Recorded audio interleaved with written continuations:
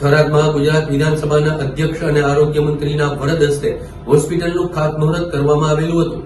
અત્યંત મોટી હોસ્પિટલ દ્વારા આ વિસ્તારના અનેક લોકોને રાહત આપવાનો પ્રયાસ થશે. ગુજરાત વિધાનસભાના અધ્યક્ષ શંકરભાઈ ચૌધરી અને આરોગ્ય મંત્રી ઋષિકેશભાઈ પટેલના હસ્તે થરાદની નવી ડિસ્ટ્રિક્ટ હોસ્પિટલનું ખાતમુહૂર્ત અને ભૂમિપૂજન કરવામાં આવ્યું. અંદાજિત ₹54.16 કરોડના ખર્ચે સરહદી વિસ્તારમાં નિર્માણ પામનારી હોસ્પિટલના આ વિસ્તારના લોકો માટે આધુનિક આરોગ્ય સુવિધાઓ પૂરી પાડવામાં આવશે. હોસ્પિટલના ખાતમુહૂર્ત પ્રસંગે મોટી સંખ્યામાં સરહદી વિસ્તારના આગેવાનો તેમજ સ્થાનિકો જોડાયેલા હતા.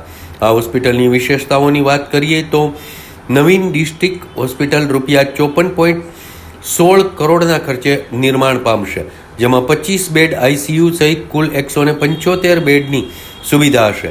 સાથે જ વિશાળ કોરિડોર, પાર્કિંગ અને લિફ્ટ જેવી સુવિધાઓ, દર્દીના સગાઓને રહેવા માટે હોસ્ટેલ પણ આપવામાં આવશે.